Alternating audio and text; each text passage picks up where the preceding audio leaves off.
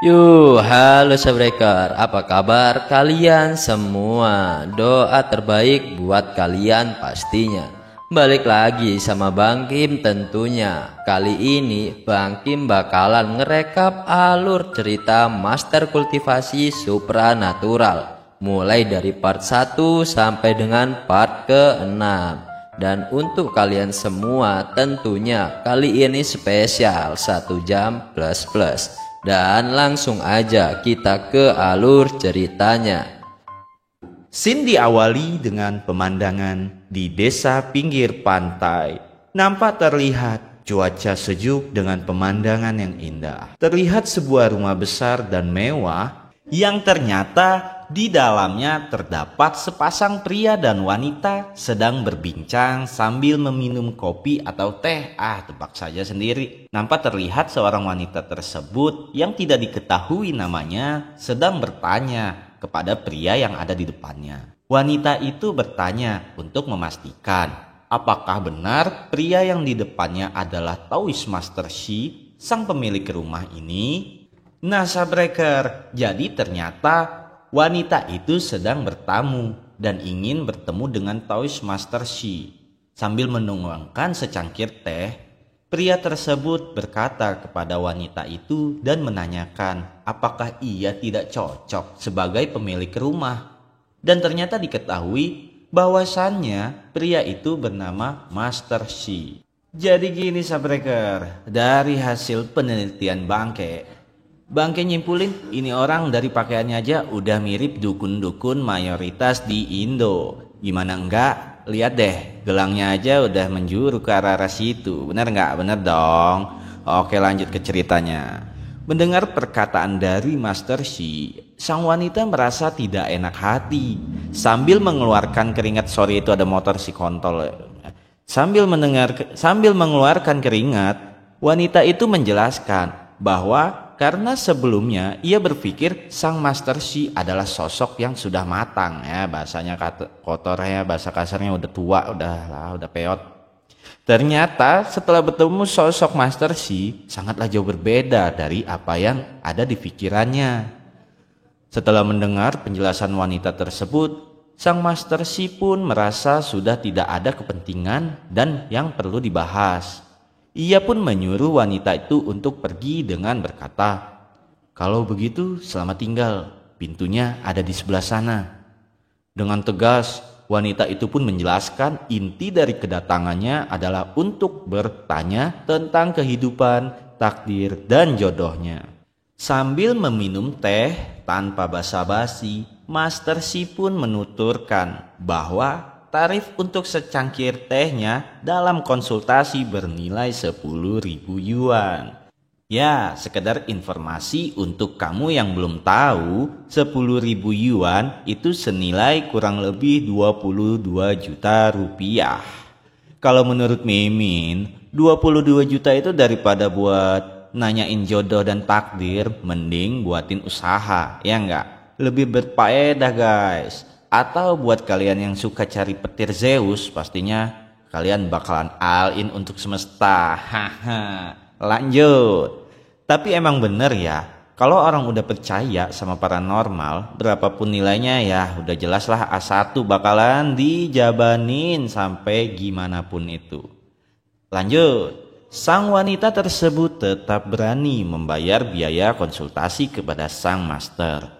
Setelah kesepakatan terjadi, alih-alih harapan berita baik yang ia dapat, malah sang master berpesan kepada wanita itu untuk meninggalkan kekasihnya. Dengan wajah kaget, marah, dan bercampur aduk serta frustasi, wanita itu bertanya alasannya. Dengan santai, Master Shi menjawab, "Kamu berencana untuk bertarung melawan istri pria tersebut kan?" Jadi sang Master Shi ini bisa baca karakter, jodoh, nasib. Ada cuman dari wajah doang guys. Dan dia bisa sampai detail banget. Dan ternyata wanita itu pelakor. Kukira cupu, ternyata suhu. Tidak tahan dengan ucapan sang Master Shi, wanita itu berdiri dari kursi sambil menggeprakkan meja. Ia tidak terima dengan jawaban dan ucapan pahit dari Master Shi.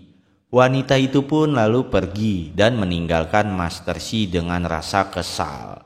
Seketika suasana pun hening. Master Shi bergumam bahwa bisnis perdukunan yang ia jalani sangatlah sulit karena mayoritas orang tidak menerima jika hasil dari penerawangannya memberikan hasil yang pahit. Master Shi berdiri melamun menatap pemandangan dari jendela. Menurut Master Shi, bumi tempat yang ia tinggali masih dipenuhi udara yang kotor. Buat yang bingung kenapa Master Shi mendapat julukan Taoist, setelah bangke telusuri, menurut Wikipedia, Taoist diadaptasi dari kata Tao. Tao sebuah kata dalam bahasa Mandarin yang berarti jalan, jalur, rute, ataupun bisa dibilang sekte. Ya, Mimin bisa simpulkan lah, Master Shi ini adalah penemu atau pembuat aliran dan atau juga pendiri sejenis sekte. Tapi ini masih spekulasi Mimin di chapter ini dan di detik ini ya. Nanti kalau emang ada perkembangan Mimin bakalan tambahin. Lanjut, scene pun berpindah di halaman depan rumah Master Shi. Terdapat seorang pria dan perempuan berjalan memasuki kediaman rumah Master Shi. Dan diketahui pria tersebut bernama Su Jisheng. Ia menjabat sebagai kepala grup divisi penyelidikan. Dan wanita yang bersamanya adalah Nona Zhao Ying, anggota baru dari divisi penyelidikan. Sesampainya di depan pintu, Su Jisheng mengingatkan Nona Zhao untuk bersikap sopan kepada Master Shi.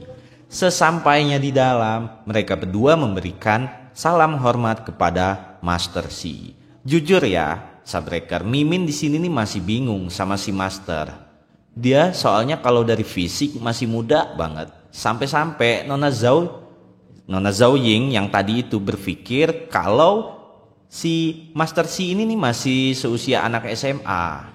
Cuman memang kelihatan banget wibawanya guys. Kemungkinan dia awet muda kali ya. Soalnya julukannya aja udah Taoist Master. Lanjut aja. Su Jisheng lalu memperkenalkan Nona Zhao Ying yang merupakan anggota barunya kepada Master Shi. Master Shi bertanya kepada Jisheng, apakah Jisheng ingin memperkenalkan Nona Zhao Ying ke wudang mereka. Sekedar informasi guys, wudang itu yang dimaksud adalah pusat para master, ya tempat perguruannya lah. Bisa dibilang itu tanah suci juga buat mereka. Mendengar perkataan Master Shi, Jisheng hanya menjawab bahwa semua keputusan ada di tangan Master Shi dan bisa menilai dari tugas pertama Nona Zhao nanti. Sambil melamun, Jisheng bergumam di dalam hatinya. Ia menjelaskan bahwa Master Shi adalah seorang pemimpin yang sudah bertahun-tahun telah berkultivasi hingga bisa terlihat awet muda. Nah, jadi tanah suci Taoist dibagi menjadi 5 sekte, yaitu timur, barat, utara, selatan, dan pusat. Gunung Suci Wudang yang Master Shi bilang tadi itu termasuk salah satunya. Tapi wudang juga ini terbagi menjadi 2 kategori guys, sisi dalam dan sisi luar. Sisi luar ini umumnya ya terbuka lah buat publik. Nah, kalau sisi dalam lebih nggak terlibat sama dunia, jadi dia mengabdikan diri untuk kultivasi. Kemungkinan Taoist Master Shi ini dari sisi dalam. Dan juga dari secara pemerintahan, Gunung Suci Wudang ini sudah mendapatkan legalitas yang kuat. Karena sudah bekerja sama dengan pemerintah untuk mendirikan Biro Investigasi jenis insiden supranatural yang terjadi di bumi. Oh, jadi gitu Subbreaker, kan pelan-pelan kita bakalan tahu. Mereka ini para dukun yang dapat kepercayaan dari pemerintah untuk ngusir syaiton-syaiton yang ada di bumi. Shin pun kembali ke Jisheng, di mana ia melaporkan bahwa terdapat masalah yang tidak bisa dihadapi. Dan ia meminta petunjuk dari Master Shi. Karena peristiwa aneh yaitu penculikan manusia yang disebabkan oleh roh jahat, kemungkinan akan dijadikan tumbal kegelapan. Dan juga tim Jisheng masih belum bisa menangkap roh jahat beserta manusia yang diculik roh tersebut. Master Shi bertanya kepada Jiseng, apakah sudah mencari jejak orang menggunakan cara burung kertas pemandu? Jiseng pun mengiyakan bahwasanya ia telah melakukan cara tersebut, namun hasilnya tetap nihil. Dengan tersenyum dan agak tengil, si Master Shi berkata bahwa rune jimat yang Jiseng gunakan buatan manusia. Master Shi pun memberikan rune jimat burung kertas tingkat 1 buatannya kepada Jiseng. Jiseng merasa tersenyum bahagia karena mendapatkan pencerahan dan rune jimat burung kertas pemandu dari Master Shi. Tanpa basa-basi, Jiseng pun langsung memberikan mantra agar burung pemandu tersebut bekerja sesuai fungsinya. Namun setelah diberikan energi, burung kertas tersebut masih saja terbang diam di tempat. Nona Zhou merasa heran, namun Master Shi tersenyum tipis dan berkata, "Itu hal kecil, hanya butuh sedikit dorongan saja."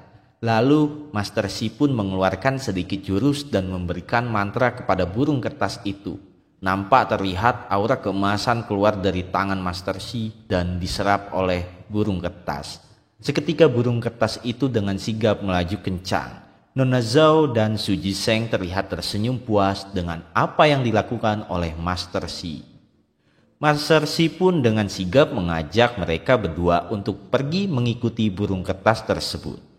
"Ayo, kita ikuti jejaknya," ucap Master Shi. Burung jimat itu pun terbang dengan cepat dan menuju tempat di mana roh setan menyandera manusia.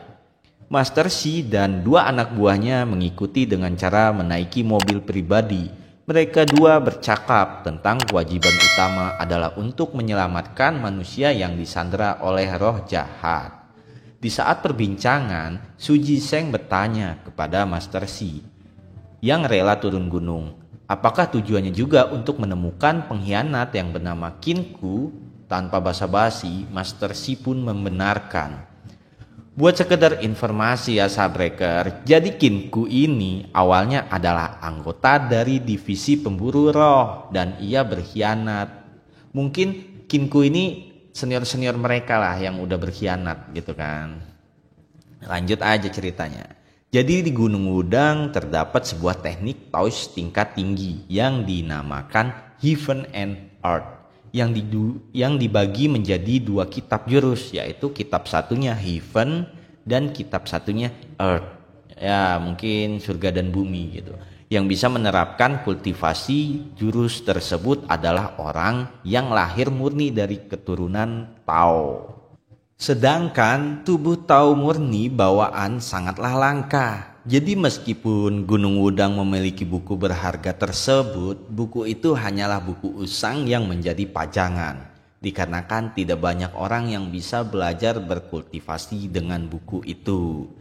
Namun 10 tahun lalu muncullah sosok yang memiliki tubuh murni Tao, sehingga orang tersebut menjadi perebutan 2 cabang Gunung Wudang, yaitu Akademi Southern Taois dan Gunung Dragon Tiger.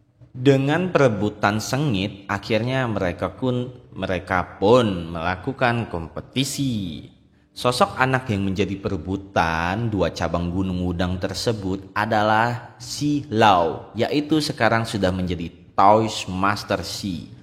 Banyak drama dari keputusan Shi Lao memilih Gunung Wudang Akademi Taoist. Salah satunya karena ayahnya bermarga Shi dan ibunya bermarga Lao.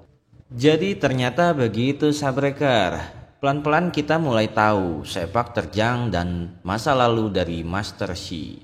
Cuman Mimin belum tahu nih, Master Shi ini udah belajar kultivasi Heaven and Earth atau belum? Karena Qin Ku yang sebelumnya berkhianat adalah murid inti dari Gunung Wudang dan ia kabur dengan mencuri kitab jurus dari Book of Earth. Qin Ku yang sebenarnya tidak terlalu berbakat dalam berkultivasi, ia berambisi mempelajari buku tersebut sehingga mengorbankan segala cara dari jiwa dan darah manusia dan ia pun bersekongkol dengan roh iblis. Dari kejadian itu banyak sekali kekacauan yang disebabkan oleh Qin Ku. Hal itu membuat para murid turun gunung untuk merebut buku yang telah lama dicuri oleh Kinku, terutama Master Shi. Ia pun setelah dewasa ikut memburu Kinku dan buku yang dicuri tersebut. Walaupun sampai puluhan tahun Kinku dan sampai detik ini belum diketahui keberadaannya. Singkat cerita, Shin pun diperlihatkan bahwa mereka sudah sampai di tempat tujuan, yang dimana ternyata burung petunjuk tersebut mengarah ke rumah mewah yang dijaga oleh bodyguard. Bodyguard itu pun melarang Master dan anak buahnya untuk masuk karena harus mendapat izin terlebih dahulu. Namun dengan santai Master Shi memerintah Su Jisheng untuk menerobos masuk. Di sisi lain Su Jisheng pun meragukan kehendak dari Master Shi. Namun Master Shi dengan tegas, ia berkata bahwa jika seorang murid dari Gunung Wudang seharusnya mempelajari teknik yin dan yang agar tidak bisa dikelabui oleh ilusi roh iblis. Seketika Su Jisheng pun teringat akan teknik mata batin yang dijelaskan Master Shi. Tanpa basa-basi, Su Jisheng pun membuka teknik mata batinnya. Nampak jelas, ternyata dua bodyguard tersebut memiliki aura hitam yang telah dimanipulasi oleh roh iblis. Di sisi lain, Nona Zhou merasa bingung karena ia tidak bisa melihat apa yang Master Shi dan Jisheng lihat. Master Shi, Kapten, apa yang kalian lihat? Ucap Nona Zhou. Mendengar pernyataan Nona Zhou, Master Shi pun memberikan sedikit mana agar bisa melihat apa yang mereka lihat. Setelah mengetahui kebenaran bahwa dua bodyguard tersebut telah dimanipulasi oleh roh jahat, Jisheng pun langsung mengeluarkan jurus hukum air tapak petir dan memberikan pukulan telak kepada mereka berdua hingga terkapar. Jurusnya nggak salah-salah guys, petirnya petir Zeus kali 500. Tanpa basa-basi, setelah meng-KO-kan bodyguard tersebut, mereka bertiga pun masuk ke dalam rumah itu. Namun baru sampai di dalam pagar taman depan, mereka sudah dijegat oleh pasukan bodyguard lainnya. Seperti sebelumnya, untuk melawan Keroco Mumet, Master Shi pun tidak harus turun tangan. Dan Keroco itu pun hanya dihadapi oleh Su Jisheng seorang. Su Jisheng terlihat sedang ingin mengeluarkan jurus, langsung ditembak oleh seorang Keroco Mumet. Namun ternyata peluru itu terhenti dan hancur tanpa menyentuh Su Jisheng. Hanya satu pistol saja tidak akan cukup untuk mengalahkanku, ucap Su Jisheng dengan sombongnya. Tanpa basa-basi, semua Keroco itu pun mengeluarkan pistol dan bersiap menembak Su Jisheng. Dan terlihat wajah Su Jisheng pun panik. Dadar, dadar, suara pistol bergemuruh bunyi yang ternyata mengarah ke Su Jisheng semua. Seketika Master Shi yang melihat kepanikan Su Jisheng, ia pun langsung berpindah ke depan untuk menghalau peluru dengan mudahnya. Nona Zhou bilang bahwa kau adalah kapten tim, tapi kau hanya punya kemampuan seperti ini, ucap Master Shi yang menahan peluru sambil menegur Jisheng karena merasa telah lemah dengan status sebagai kapten tim. Maafkan aku hanya ceroboh dan tidak sabaran. Tidak kusangka mereka semua punya pistol. Untung Anda berada di sini, kalau tidak aku pasti akan mati, ucap Jisheng yang malu karena dirinya sudah ditegur oleh Master Shi. Para Keroco terkejut karena melihat kesaktian Master Shi yang bisa menahan peluru itu pun terdiam. Dan seorang Keroco lainnya pun menegur untuk cepat bertindak. Namun belum sempat bertindak, Keroco tersebut tiba-tiba terpental semua dan jatuh pingsan. Tanpa basa-basi, setelah para Keroco tepar jatuh secara instan, Master Shi mengajak mereka berdua cepat masuk. Namun terlihat bahwa Su Jisheng dan Nona Zhou terkejut akan kehebatan seorang Toys Master. Dan dengan nampak terlihat wajah kaget Nona Zhou yang terheran-heran dikarenakan kehebatan dari Master Shi yang melumpuhkan para penjaga rumah hanya dengan sekali serangan. Dan ia pun berkata dalam hatinya, apakah benar Master Shi adalah manusia biasa? Pasti dia sudah berlatih selama ratusan tahun lamanya. Lalu Xiao Zhou pun tersadar dari rasa kagetnya.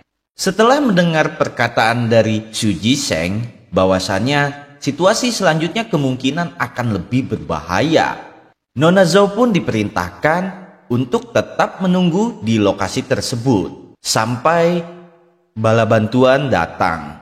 Dan terlihat Nona Zhou sedikit menundukkan kepala dan memasang wajah lemas. Lalu Master Xi pun bertanya, "Apakah kau takut?" Nona Zhou pun menjawab, dia sebenarnya tidak takut, tapi Nona Zhou merasa bahwa hanya menjadi beban dalam tim ini. Dengan wajah santainya, Master Xi pun berkata, "Tidak masalah membawa 1 atau 2 beban. Ya, mau gimana lagi ya? Menurut Mimin emang gak masalah, namanya juga dukun terkuat." Haha. Seketika Nona Zhou dan Xu Jisheng pun terdiam tanpa kata setelah mendengar ucapan dari Master Xi, dan terlihat mereka merasa seram dengan sama tuh Master Xi yang memang psikopat tuh. Setelah dari momen awkward itu, Xin pun berpindah dan memperlihatkan sebuah rumah besar dan mewah yang terlihat memancarkan aura yang sangat seram. Akhirnya mereka bertiga menuju ke depan pintu rumah dan Xu pun mencoba untuk membuka pintu rumah tersebut. Krek, suara pintu terbuka. Ternyata pintu rumah tersebut tidak dikunci. Mereka bertiga pun melihat isi dalam rumah dari depan pintu rumah itu, yang terlihat sangat gelap dan menyeramkan. Terlihat Xu dan Zhou memasang wajah serius dan sangat siaga menghadapi sesuatu yang tidak terduga. Tapi beda nih sama Mas Master Dukun kita nih. Kayaknya dia itu santai-santai aja di setiap situasi. Dan masuklah mereka ke dalam rumah itu. Zhou pun terganggu dengan aroma tajam yang bau di dalam rumah itu.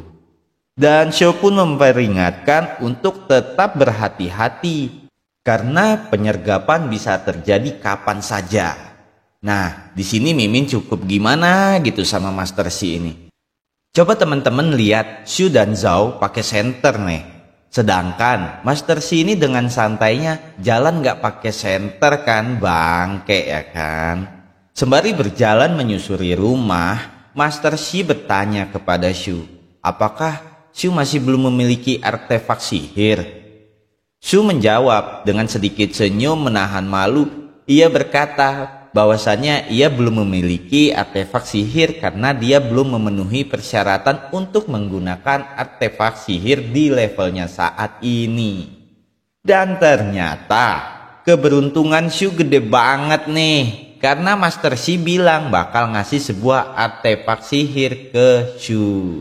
Xu pun kaget dan merasa nggak percaya kepada Master Xi kalau Master Xi mau ngasih artefak sihir kepada Xu.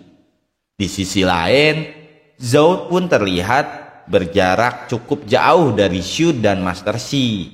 Dan terlihat perhatian Zhou teralihkan kepada sesuatu, sehingga Zhou terdiam dengan mengamati sesuatu yang menarik perhatiannya. Lukisannya, ucap Zhou dengan wajah kaget dan heran. Ternyata yang diamati Zhou adalah sebuah lukisan yang berada di dinding rumah itu. Zhou pun mencoba untuk lebih dekat melihat lukisan itu, dan ternyata lukisan tersebut mulai berubah saat diamati dari dekat. Dan makin anehnya, seperti mengeluarkan sesuatu sulur akar yang menjulur. Zhou pun tersentak kaget dan terdiam untuk beberapa saat. Setelah itu Zhou melompat jauh dari lukisan itu dengan panik memanggil Xu dan Master Xi untuk melihat ke arah belakang.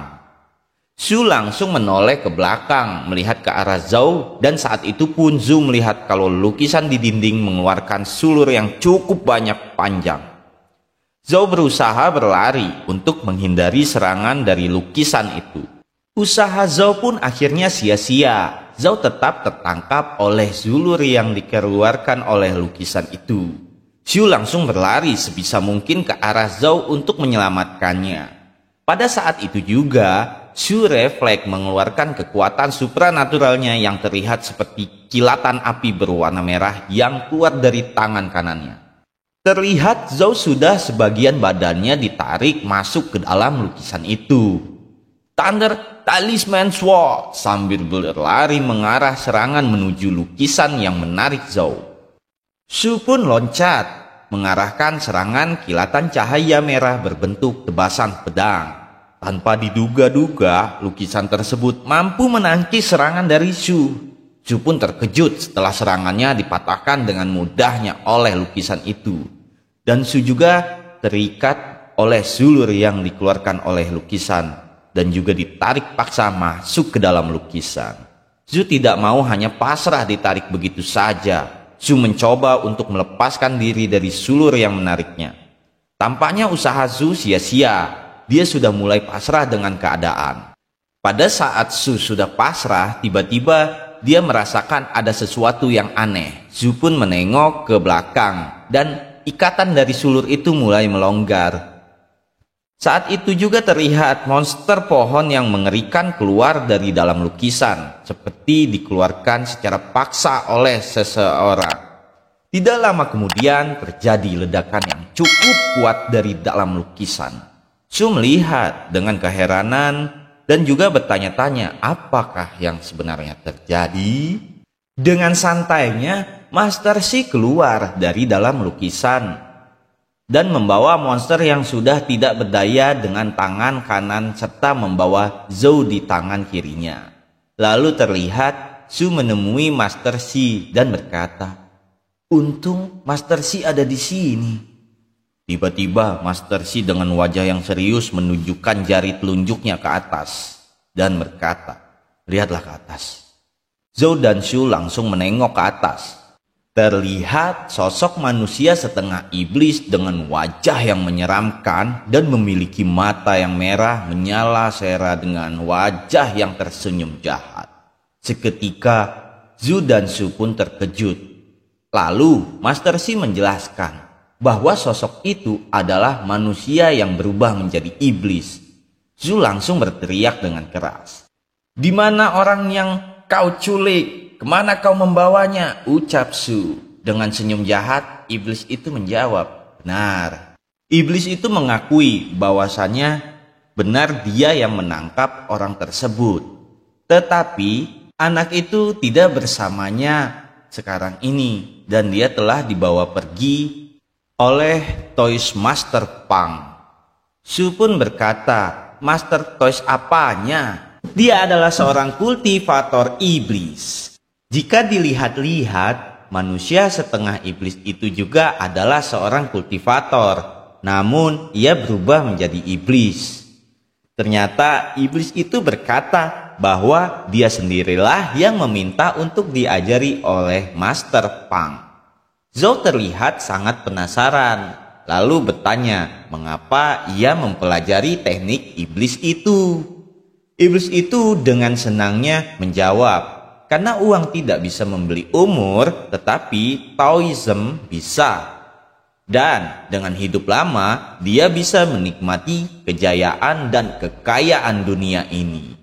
Tapi kalau Mimin sih males jadi kayak iblis gitu, cuman mau hidup lama. Kecuali kalau berubah iblis yang good looking, bolehlah." Dan Master Shi menjelaskan bahwa dia hanyalah bekerja sebagai anjing penjaga untuk orang lain. Maka jangan pikir bisa hidup panjang dan kaya. Iblis itu pun tampak percaya diri dengan kekuatan yang dimilikinya dan tak sabar untuk bertarung. Iblis itu berkata, "Karena kalian juga adalah orang yang mempelajari Taoism dan dia akan memberitahu cara bagaimana menemukan Master Pang. Dengan syarat harus melanjutkan ajaran Taoism iblis kepada orang lain." Yap, seperti biasanya, sang Master Shi yang OP parah ini dengan santai ia berkata, "Menemukannya bukanlah hal yang sulit, dan kau sudah menjadi iblis, maka cepatlah beristirahat dengan tenang di alam sana." Dengan wajah yang marah, si iblis itu langsung menyerang Master Shi dan kawan-kawan yang berada di bawahnya. Dengan sulurnya, iblis itu menyerang dari atas atap dan mereka bertiga tertangkap oleh sulur itu. Lagi dan lagi, Master Shi masih dengan gaya santai dan dingin dia berkata, "Kau telah salah paham mengenai kekuatanmu sendiri." Dan terlihat energi Tao dari Master Shi yang berwarna kuning keemasan menyebar di sekeliling Master Shi. Iblis itu pun kaget dan dia heran sambil bertanya, "Siapa kau ini sebenarnya?" Lalu tampak energi Tao Master Shi membentuk seekor naga. Dan seketika sulur yang mengikat Master Shi itu terlepas dengan sendiri saking besarnya energi dari Master Shi. Jadi jurus tersebut adalah bernama Seni Bela Diri Tingkat Bumi, Dragon Ascending. Terbentuklah seekor naga emas dan memancarkan cahaya yang sangat terang dan terlihat sangat kuat. Lalu naga tersebut terbang ke atas menyerang iblis yang berada di atas atap hingga menembus rumah, dan naga tersebut terbang tinggi ke langit hingga efeknya sampai menerangi rumah-rumah dan gedung yang berada di dekat wilayah pertempuran. Setelah itu terlihat rumah yang dijadikan tempat bertarung pun hampir hancur tak berbentuk akibat pertarungan itu.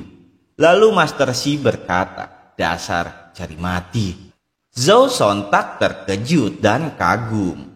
"Hanya dengan satu serangan," ucap Zhou dalam hatinya. Terdengar pertanyaan dari Zhou, "Apakah kekuatan mantra dari Master Shi terlalu kuat?" Dengan latar pemandangan reruntuhan bangunan dan lubang besar di atap rumah yang disebabkan kekuatan Master Shi yang OP parah. Dengan wajah lemas dan tersenyum tipis karena sudah berhasil menang melawan iblis, lalu Shu pun menjawab pertanyaan dari Zhou. "Tergantung apa dan siapa yang menggunakannya." Zhu menjelaskan bahwa metode yang digunakan oleh Master Shi adalah mantra tingkat bumi. Dan dengan wajah polos serta kebingungan, Zhou melihat ke arah Master Shi seraya bilang, "Mantra tingkat bumi?" Di sisi lain, Master Shi terlihat masih santai dan membuka ponselnya. Shu pun memberi penjelasan terkait mantra yang ada, bahwa mantra terbagi menjadi 3 tingkatan, yaitu fana, bumi, dan langit. Mantra fana adalah mantra yang biasa digunakan oleh manusia biasa, dan tingkatannya di atas adalah mantra bumi. Lalu mantra langit adalah mantra dengan tingkatan paling tinggi di antara mantra yang lain. Tapi Shu juga menjelaskan bahwa mantra bumi yang barusan mereka lihat bahkan lebih dahsyat dari mantra bumi pada umumnya. Semua itu disebabkan oleh kekuatan Master Shi yang sangat besar. Setelah mendengar penjelasan dari Shu, Zhou pun terlihat begitu kagum dan terkesima akan kehebatan Master Shi. Dengan wajah yang serius, Shu menggumam dalam hatinya. Setelah melihat mantra tingkat bumi dari Master Shi, Shu berpikir, apabila terus begini, mungkin Master Shi bisa menggunakan mantra tingkat langit yang konon sangat kuat dan sulit untuk dicapai. Di satu sisi, Zhou masih memperhatikan Master Shi dengan rasa kagum kepada Master Shi. Tiba-tiba keheningan itu pun terpecah mendengar ucapan Master Shi. "Kalau kalian sudah selesai, ayo kita pergi," dengan melirik ke arah mereka berdua. Lalu Shu dengan refleks mengepalkan tangan dan berkata bahwa mereka tidak akan bisa menyelamatkan Sandra apabila sudah lewat jam 12 malam. Dengan wajah senyum tipisnya, Master Shi bilang bahwa semuanya selesai pada jam 10. Dan ia pun menunjukkan ponselnya masih pukul 9.28 malam, yang artinya Master Shi hanya butuh waktu setengah jam untuk menyelamatkan Sandra. Zhou menjelaskan mereka mungkin sudah tidak memiliki waktu untuk menemukan Sandranya, dan kemungkinan Sandranya juga sudah dipindahkan. Master Shi melirik ke arah Zhou dengan berkata, "Untuk apa mencarinya?" Zhou pun kebingungan dengan pernyataan Master Shi dan berkata, Bukannya Sandra itu sudah diserahkan kepada iblis tahu yang bernama Master Peng? Terlihat mereka bertiga berdiri di atas lantai yang memiliki seperti sebuah pintu bawah tanah. "Bukankah tempatnya sudah di depan kita?" ucap Master Shi. Seketika pintu bawah tanah itu terbuka sendirinya. Dengan kekuatan Master Shi, mereka pun berdiri di atas lorong pintu bawah tanah. Dan terlihat lorong tersebut sangat panjang dan gelap. Juga terdapat banyak anak tangga yang untuk memasuki lorong tersebut. Tanpa berbasa-basi, mereka pun langsung menuruni anak tangga tersebut dan terdengar Shu bertanya kepada Master Shi, "Tangga apakah ini, Master?" Master Shi cukup tertarik dengan tangga yang ada di bawah tanah itu, serta menjelaskan kemungkinan akan adanya arai di sini. Oh iya, bagi para sahabat kaum review yang belum tahu arai itu adalah sebuah spell atau kekuatan yang dihasilkan dari artefak sihir yang dapat membuat sebuah domain atau labirin untuk menjebak seorang target yang diinginkan penggunanya. Lalu Shu merasa sepertinya tangga itu tidak memiliki ujung sehingga membuat Shu penasaran. Master Shi langsung mengangkat tangannya dan membuat segel mantra. Seketika itu pun terlihat cahaya kuning keemasan menyinari di sekitar tubuh Master Shi dan berkumpul menjadi satu ke atas membentuk sebuah bola cahaya. Dan lorong tersebut tiba-tiba berubah menjadi seperti di dalam hutan yang ditumbuhi banyak pohon besar. Zhou tetap dengan keheranan. Ya, namanya juga anak baru, harap maklum ya, Sabreker. Shu pun menjelaskan kepada Zhou bahwa fenomena ini merupakan spell arai yang diperkuat dengan artefak sihir, sehingga dapat menarik kekuatan dari langit dan bumi apabila arai tersebut telah terpasang sepenuhnya. Kecuali jika metode menghancurkan arai ini bisa ditemukan, dan arai ini akan memiliki kekuatan magis yang 10 kali lebih besar. Zhou langsung melontarkan pertanyaan kepada Shu. "Lalu, apa yang harus kita lakukan?" Dengan gaya menyepelekan keadaan, Shu menjawab dengan senyum tipisnya dan berkata, "Jangan khawatir, Master Shi pasti akan menemukan pintu dan pusat arai dengan menemukan pusatnya jika kita bisa menghancurkan arai yang menjebak kita." Shu tiba-tiba kaget dan melirik ke sebuah kiri. Terlihat kekuatan Tao yang besar berwarna kuning keemasan yang menghantam ke tanah. Shu melongo melihat ke arah Master Shi yang mengeluarkan kekuatan sangat besar, sehingga terjadi ledakan yang cukup dahsyat, serta mengeluarkan cahaya terang yang menerangi sekelilingnya. Master Shi berkata, 10 kali lipat memang tidak bagus, tapi bagaimana kalau 100 kali lebih kuat, bukankah itu lebih baik? Sambil menjentikan jari kanannya. Di sini Mimin dan kalian dikasih gambaran nih, seberapa besar kekuatan Master Shi. Ya, memang udah tingkatan yang beda ini. Kelihatan cahaya seperti petir menghantam ke arah danau yang ada di depan mereka, sehingga membuat air yang ada di danau bergelonjak menyembur ke atas. Setelah itu Master Shi, Shu, dan Zhou berjalan ke arah tengah danau. Di sana mereka melihat ada seorang yang berada di tengah danau, yang mungkin itu adalah sandranya. Shu pun seketika berlari ke arah orang itu sembari berkata, "Itu adalah sandranya. Jangan khawatir, kami di sini akan menyelamatkanmu," ucap Shu.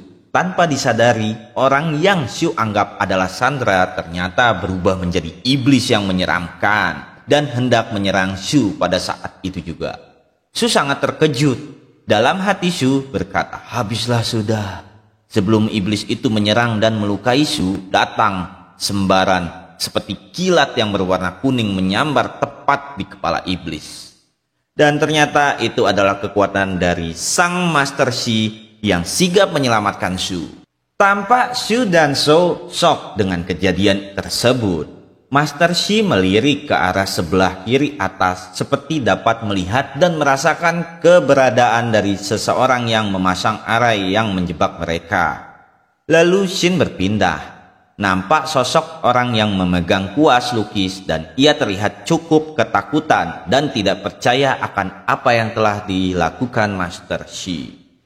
Ternyata orang itu adalah seorang kultivator iblis yang bernama Master Pang Yu. Pang Yu sangat ketakutan sehingga mengeluarkan keringat dingin. Di situ terlihat Master Shi, Shu, dan Zhou berada di atas kanvas lukisan Pang Yu. Di sini Mimin mau ngasih tahu kalau kanvas lukisan itu adalah sebuah media untuk menciptakan arai yang mengurung dan menjebak Master Shi dan kawan-kawan. Pang Yu terlihat sangat kesal dan tidak terima dengan apa yang dilakukan oleh Master Shi. Di dalam ruangan Pang Yu terlihat tongkat gada yang mengeluarkan aura hitam menyeramkan.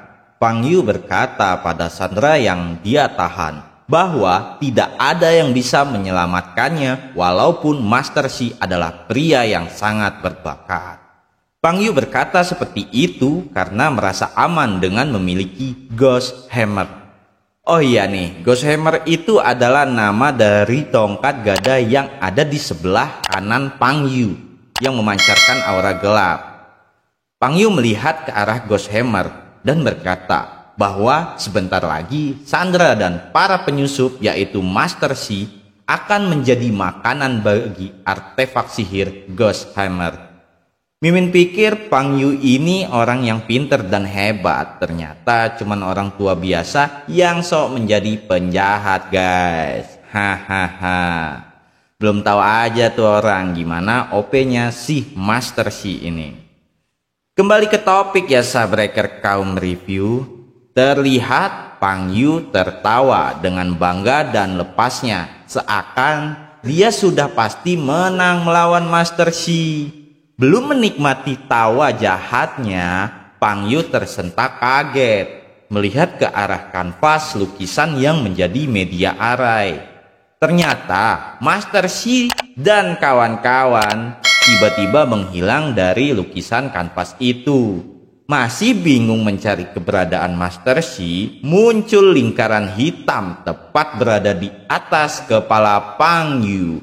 Dan ternyata keluarlah sebuah pergelangan kaki dari lingkaran hitam itu.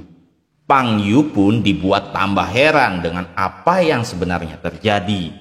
Kemudian muncullah Master Shi dari lingkaran hitam itu bersama Su Jisheng yang dibawa dengan tangan sebelah kanan dan Nona Zhou di tangan sebelah kirinya. Seraya mengucap, "Yo," layaknya MC yang memiliki kekuatan OP yang gak punya rasa takut. Fang pun panik melihat sikap Master Shi yang meremehkannya. Dengan sigap, Fang langsung menjauh dari Master Shi dan mendekati artefaknya yang beraura ungu tersebut. Di sekitar ruangan diperlihatkan manusia yang disandra berusaha meminta tolong. Namun dia tak berdaya karena terikat dan mulutnya tersumbat. Melihat keadaan yang kacau akan ulah Fang, dengan tenang Master Shi menghancurkan meja dan berjalan mendekati Fang.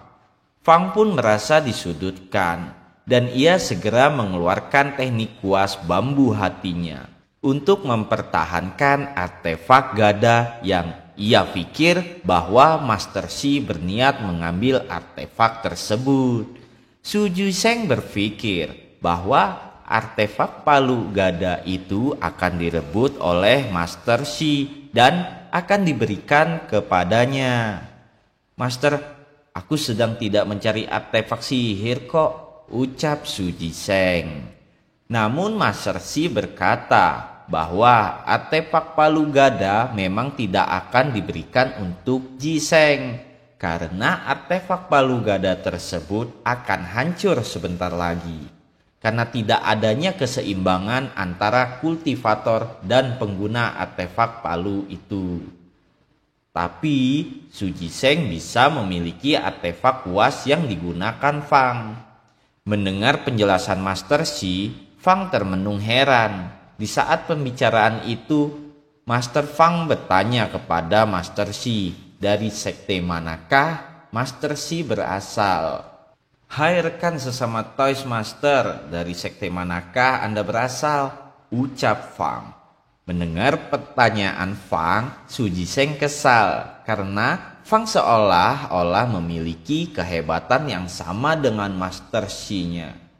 Siapa yang sesama Toys Master? Kau telah banyak mengorbankan nyawa untuk mempraktikkan sihir iblismu.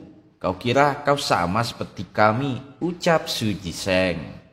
Fang masih percaya diri akan kemenangannya melawan Master Shi, dan ia menyuruh Master Shi untuk pergi dan membawa sandera serta artefak kuas yang ada. Lalu Fang akan menutup mata akan kejadian yang telah terjadi hari ini.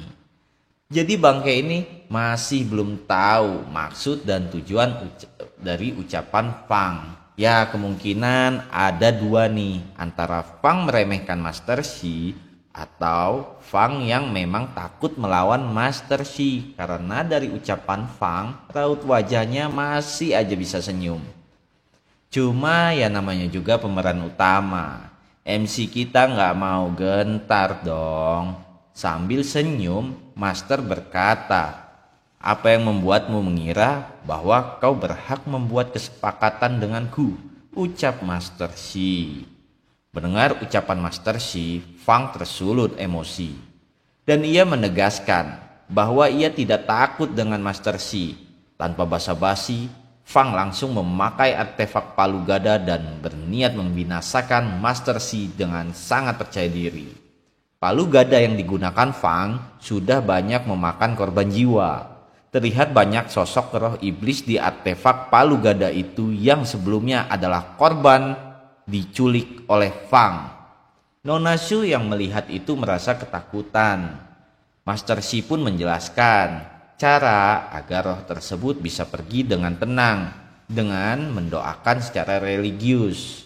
Di saat yang bersamaan, Fang terlihat telah bersiap melancarkan palu gada ke arah Master Shi. Masih dengan ekspresi yang tenang, Master Shi hanya diam walaupun sedikit lagi pukulan OP palu gada menghantamnya. Sedangkan Su Jiseng dan Nona Shu beserta tahanan panik ketakutan. Di saat itu pula cahaya kilat kuning menghampiri tahanan dan membebaskannya. Ternyata itu adalah teknik naga emas milik Master Shi untuk membebaskan tahanan yang disandera oleh Fang. Dengan sigap pula, Fang sudah berada di belakang Master Shi. Fang berubah menjadi monster untuk menghantam Master Shi sekuat tenaga dengan teknik permurnian darah dan dikombinasikan artefak palu gada. Yeps, masih dengan wajah datar, Master Shi hanya menunggu hantaman itu ke arahnya. Hingga di saat akan mengenai, Master Shi hanya menahan jurus dan artefak Fang dengan tangan kiri. Gile cuy, OP parah nih MC kita. Fang yang merasakan keheranan akan kehebatan dari pertahanan Master Shi, ia pun berkata, seranganku ditahan hanya dengan tangan kosong. Bagaimana mungkin? Ucap Fang yang bergumam di dalam hatinya sambil terlihat panik. Masih dengan santainya, Master Shi berkata bahwa perbedaan kekuatan antara dirinya dan Fang sangatlah jauh. Dikarenakan Master Shi memiliki banyak keahlian spesialis. Dan ia gunakan saat ini adalah teknik bela diri tingkat bumi, penempatan tubuh, yaitu tubuh celestial. Seketika jurus yang digunakan Master Shi dapat menghancurkan artefak palu gada milik Fang hanya dengan satu tangan kirinya.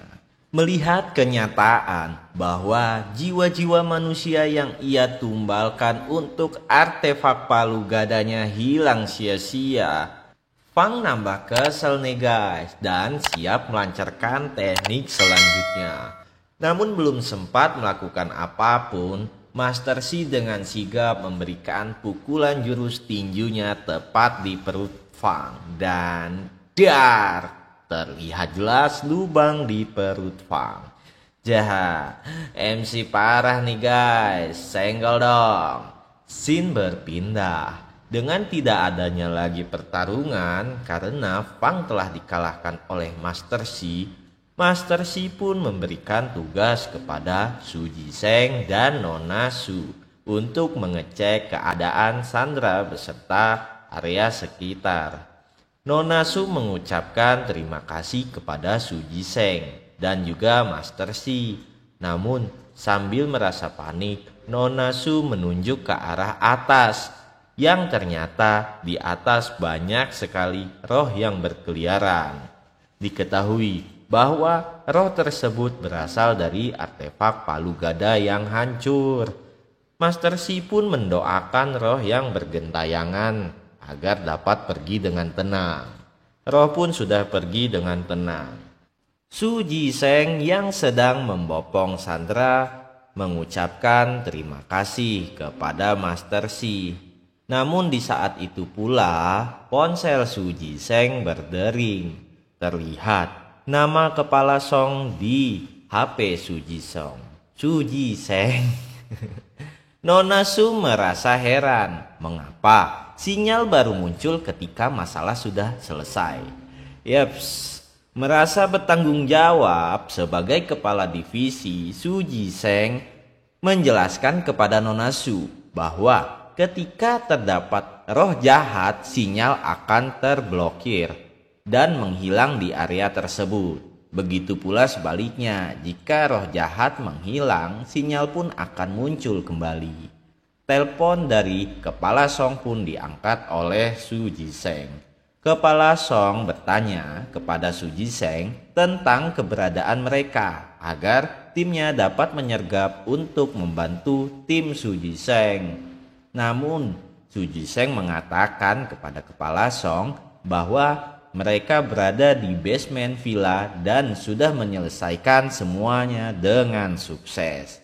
Kepala Song terkejut mendengar pernyataan dari Su Jiseng karena mereka tidak biasanya menyelesaikan misi sendirian.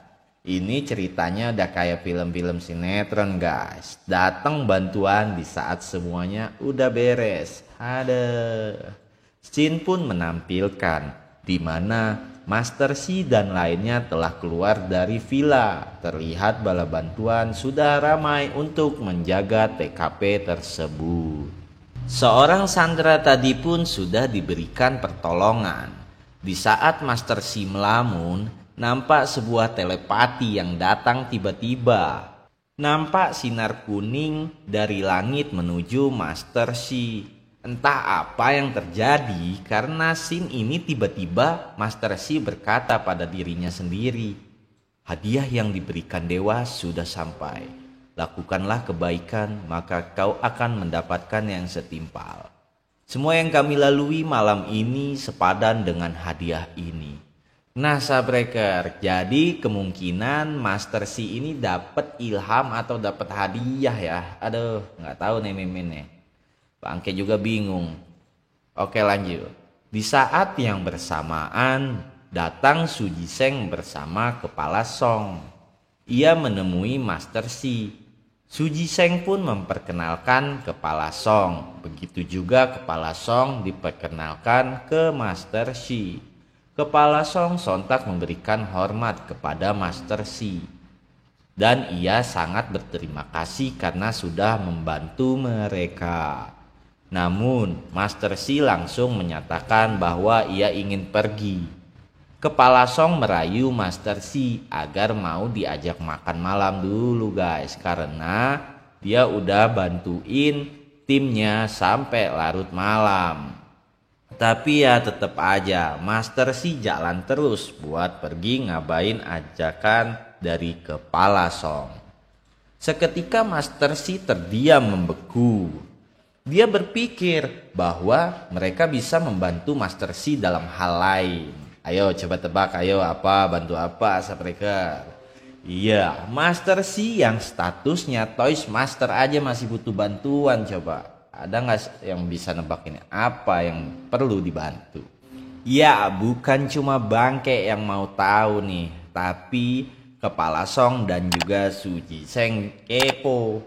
Bantuan apa yang dibutuhkan Master C ini? Sambil membalikkan badannya, Master C menunjukkan HP dan bertanya, "Adakah kalian yang GG buat main game ini? Aku sedang berusaha keras menaikkan rankku," tanya Master C ke mereka berdua. Ternyata Sabreker, Master C ini gamers tapi noob. Dia mau minta gendong biar ranknya naik jadi mythic. Bangke masih gak nyangka aja nih sama autornya. Bisa kepikiran buat alur ceritanya jadi agak kocak gini. Terlihat dari ekspresi Jiseng dan Kepala Song yang terheran-heran karena kelakuannya dari Master C. Selanjutnya Kepala Song pun meminta maaf karena di antara mereka berdua tidak ada yang bisa memainkan game tersebut. Itu gamenya mirip game-game Mobile Legends tapi lokalan Cina guys. Lanjut, Master C pun memaklumi dari jawaban mereka dan ia langsung ingin melanjutkan pergi. Seketika Nona Su mendekat dan berkata, game itu aku bisa memainkannya. Akhirnya suasana pun berubah. Ketua Song dan Suji Seng berharap bahwa Nona Su bisa membantu Master C. Suji Seng heran dan bertanya kepada Master C, kenapa Master C bermain game ini? Master C menjawab bahwa ia bulan depan memasuki usianya yang ke-18 tahun. Jadi sebelum sampai di usianya itu, ia ingin memuaskan dirinya untuk bermain game. Nona Su mendengar pembicaraan antara Suji Seng dan Master C.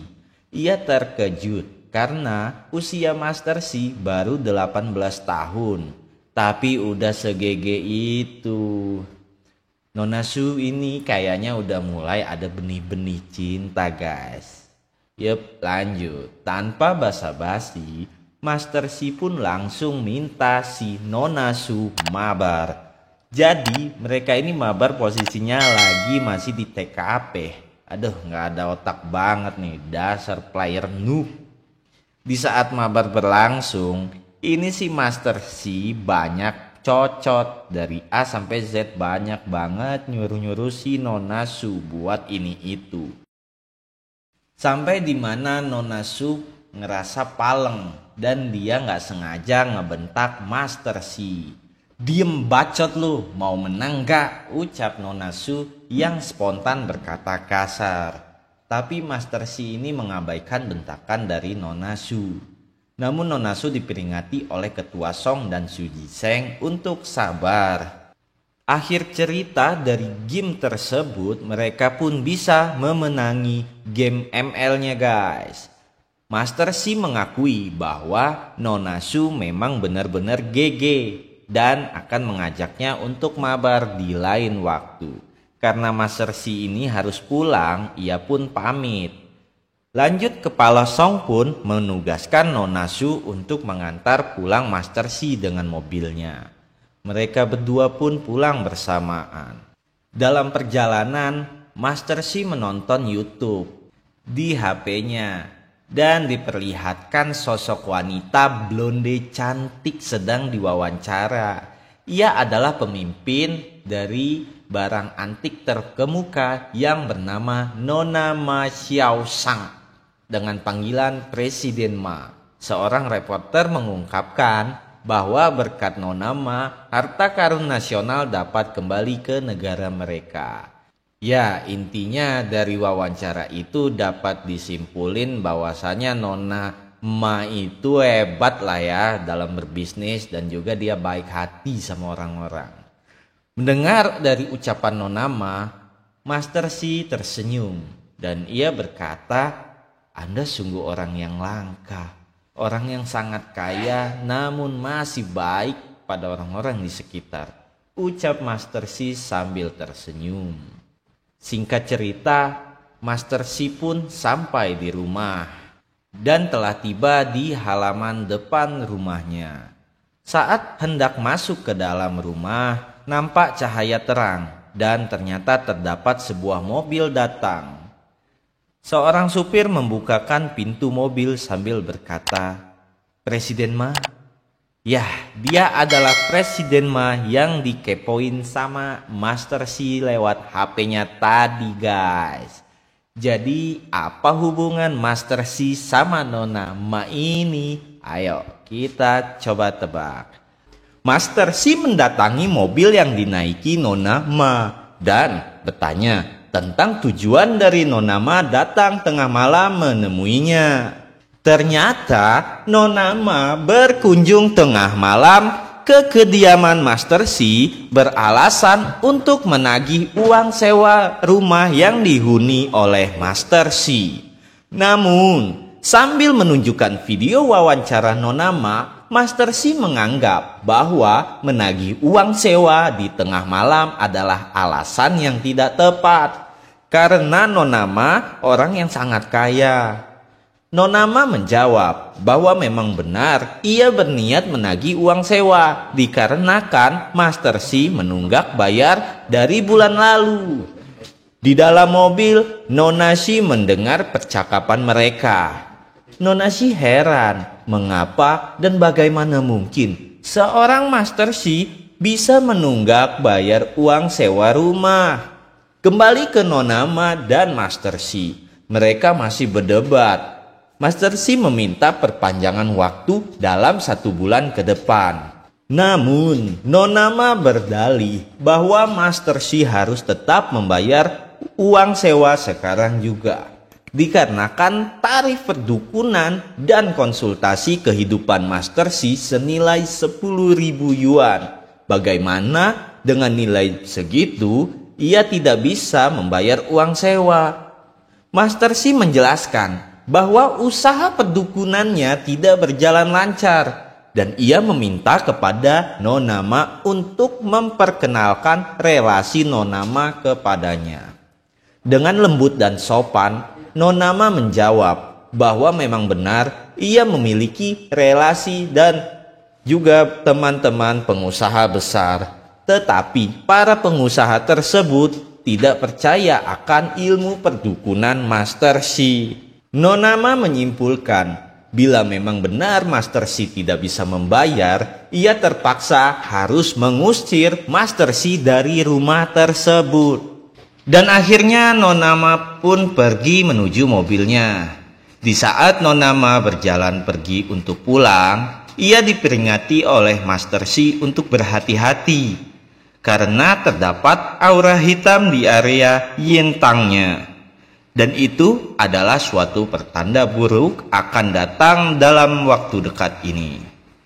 Nona Ma hanya melambaikan tangan dan mengucapkan terima kasih tanpa menoleh ke Master Si.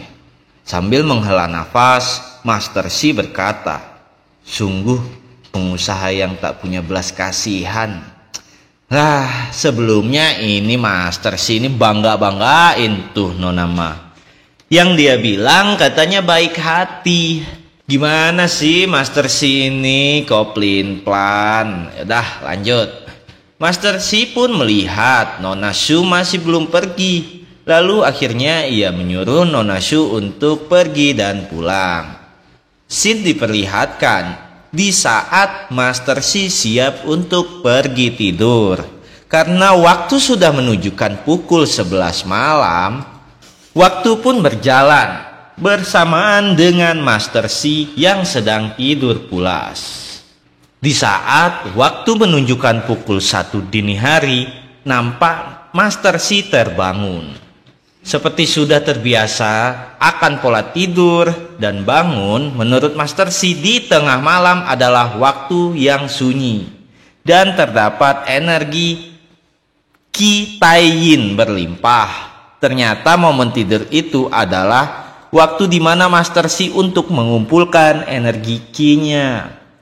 Master Si langsung sigap untuk bermeditasi meningkatkan kultivasinya. hingga matahari pagi pun muncul. Nah, Sabreker, di scene ini kita baru tahu ternyata Master Xi ini baru mempelajari metode jurus Book of Heaven. Teknik ini masih belum bisa dia kuasai dan juga nggak seimbang karena dia belum mempelajari teknik dari Book of Earth. Soalnya buku itu kan dicuri sama si Kinku pengkhianat. Bisa dibilang seniornya Master Xi ini. Ini menurut pendapat Bangke. Kita di sini dapat info tambahan tentang kitab Silau, bukan Silau Cahaya ya. Silau. Itu tuh gabungan dari buku Heaven and Earth. Jadi kalau dirangkum itu tuh Silau, kitab Silau. Jadi ketika mencapai tingkatan tertentu, sang kultivator kitab Silau ini harus mengumpulkan kebaikan. Poin dari kebaikan hal tersebut digunakan untuk fondasi. Agar apa? Jadi agar kultivasi ke tingkat yang lebih tingginya lagi, agar bisa berkultivasi ke tingkat yang lebih tinggi lagi, gitu maksudnya. Banyak jenis kebaikan yang bisa dilakukan dan diakumulasikan. Contohnya ya, berbuat baik, menjadi orang baik, menyelamatkan orang dari penderitaan, pengusiran roh jahat. Nah, poin-poin tersebut dapat diakumulasikan agar energi ki terkumpul. Ingat nggak Sabreker? Yang tadi itu loh, scene sebelumnya itu Master Xi ini berhasil kan nyelamatin orang dari sandera roh iblis. Nah, Master Xi ini sempet bengong kayak orang yang baru dapat hadiah. Dia ngelamun itu muncul kan cahaya kuning. Itulah mungkin kemungkinan juga status dia yang jadi dukun itu tujuannya biar dapat ki tambahan. Itu menurut pandangan Bangke. Nggak tahu ya yang lain. Oke, kita kembali lagi ke topik. Masih dengan sikap meditasinya, Master Xi mengeluarkan jurus artefak segel Silau. Dengan memberikan beberapa mana ke dalamnya, diketahui ternyata artefak segel tersebut baru mencapai 30% dan masih perlu banyak mana ki agar artefak bisa digunakan. Jadi kayaknya ini nih buat menuhinnya juga, selain pakai Book of Heaven, masih diperluin juga Book of Earth. Nah, di situ tuh dia ngumpulin mana, wadahnya itu artefak Silau gitu guys. Intinya kayak gitulah ya. Maaf beribet, soalnya ini non naskah klub, langsung dari komik kita review, ngoceh-ngoceh bau. Ya malum, apa adanya aja. Lanjut. Jadi kegunaan dari artefak Silau ini Bangke masih belum tahu karena di sini masih cuman wadah dari ki. Tunggu aja ya kisah selanjutnya. Tapi belum di ending, tenang aja, ini masih lanjut kok. Cuman Bangke ini mikir artefak bakalan digunain buat ngelawan Kinku. Ini masih pendapat Bangke doang. Oke, lanjut lagi. Merasa cukup udah berlatih, Master Xi pun bangkit dan dia melihat pemandangan matahari terbit dari jendela. Ia merasa bahwa rumah yang ia sewa ini sangat cocok untuknya. Seketika ia teringat oleh bayangan Nona Ma karena merasa sudah diusir dari rumah tersebut. Nampak suasana pagi hari yang cerah. Terlihat Master Xi sedang bersantai sambil minum tehnya. Tiba-tiba datang seseorang mendekati Master Xi. Ia pun bertanya, "Permisi, apakah Anda Master Xi?" Tanya pria tersebut. Master Xi pun membenarkan. Pria itu memberikan kartu namanya sambil menjelaskan bahwa ia adalah sekretaris dari Wakil Presiden Li, yaitu dari perusahaan Yuhai. Dan pria tersebut bernama Wang Qi.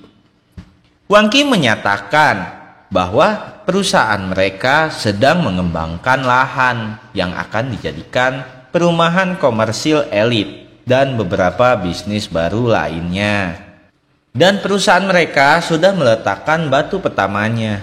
Namun nampak kejadian aneh di area konstruksi tersebut. Itulah sebabnya Wang Qi meminta bantuan kepada Master Xi, yang diawali dari kebocoran tangki.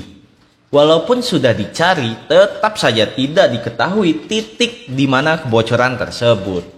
Dan kemudian tiang proyek tidak dapat ditancapkan.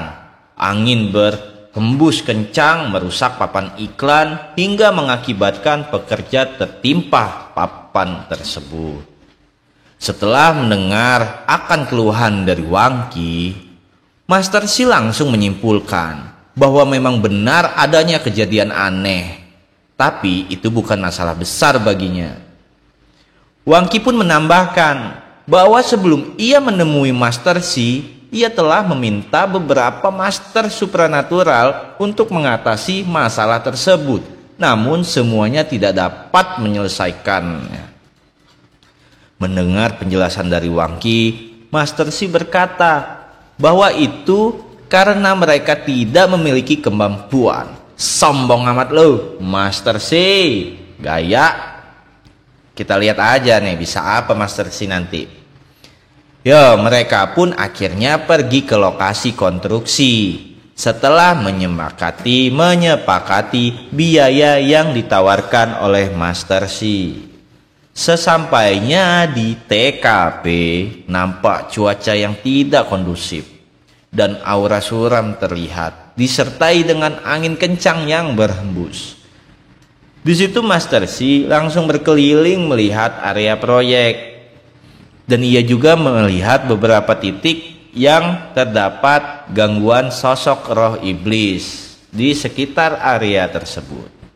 Wang Qi pun mengajak Master Xi untuk bertemu Tuan Li dan Nona Ma. Di saat bertemu dengan Nona Ma, Master Xi pun salah paham. Ia mengira bahwa Nona Ma mau menagih uang sewa. Nona Ma pun menjelaskan bahwa ia telah berinvestasi dengan proyek tersebut. Tuan Li selaku wakil presiden grup Yuhai berkata, "Oh, kalian sudah saling mengenal." Nona Ma pun langsung mengalihkan topik dari pertanyaan Tuan Li dengan berkata bahwa Tuan Li seharusnya mencari arsitek dan teknisi untuk memeriksa masalah yang mereka hadapi, bukan malah memanggil seorang ahli supranatural, ucap Nona Ma. Namun Tuan Li juga berkata bahwa tidak ada salahnya jika mencoba terlebih dahulu. Master Xi yang dari tadi hanya terdiam akhirnya pun berbicara. Daripada sibuk mencemaskan tempat konstruksi, lebih baik cemaskanlah soal keamanan dirimu, Nona, ucap Master Xi.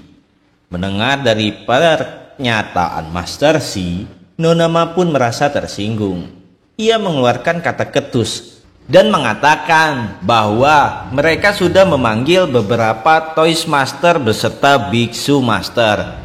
Dengan segala jurus beserta media telah dilakukan, namun tetap saja tidak ada satu pun yang berhasil. Itulah ucap Nona Ma sambil membentak.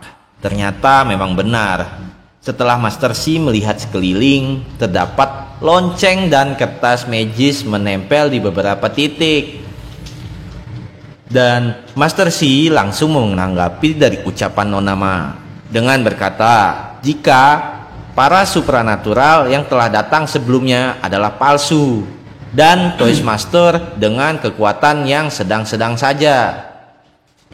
Berbeda dengan dirinya bahwa ia adalah Toys Master yang asli, bukan dukun kaleng-kaleng. Nona Ma merasa kesal langsung pergi meninggalkan mereka.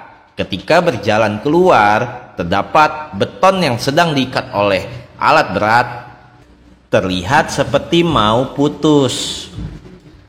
Lalu seorang pekerja berteriak. Ia mengatakan bahwa kabel penopang alat tersebut akan hancur dan di bawahnya terdapat Nona Ma. Mereka semua panik. Namun kejadian tersebut terhenti dan tidak adanya insiden yang terjadi. Ya, ternyata semua itu adalah berkat dari Master Xi. Lalu setelah semuanya membaik, Tuan Li pun bertanya kepada Master Si, mengapa seorang Master Si berkata bahwa biksu yang mengatasi masalah supranatural sebelumnya adalah biksu kaleng-kaleng. Ya, tanpa basa-basi, Master Si mengeluarkan kertas jimat yang dilubangi dengan jarinya. Lalu Tuan Li disuruh melihat lingkungan sekitar dengan kertas jimat Master Si. Nampak terlihat lonceng yang dibawa oleh biksu itu tidak dapat menghalau apapun. Namun kertas jimat yang ditempel oleh Toastmaster lainnya masih bisa menghambat roh, walaupun itu hanya sedikit.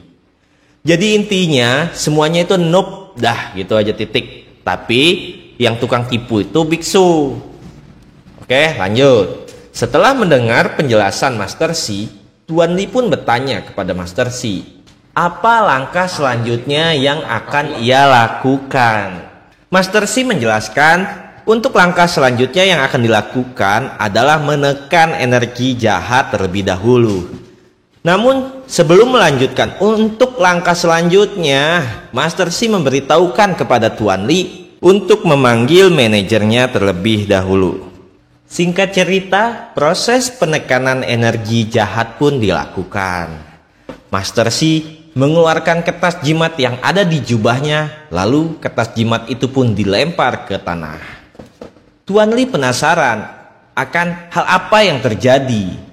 Dengan kertas jimat yang sebelumnya diberikan oleh Master Si, Tuan Li berinisiatif untuk melihat proses penekanan roh jahat tersebut.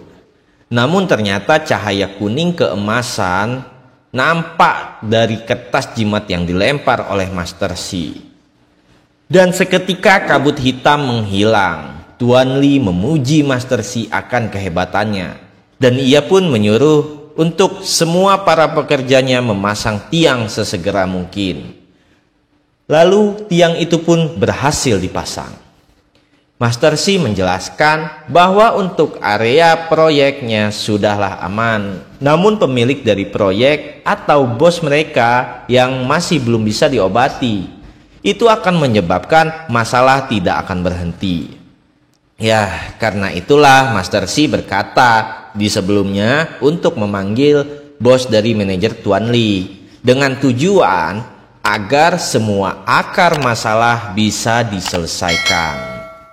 Tuan Li pun segera menelpon bosnya dan berhasil menjanjikan untuk bertemu dengan Master Si.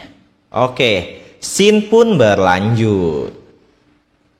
Di sebuah kafe terdapat Tuan Li dan Master Si sedang memesan minuman.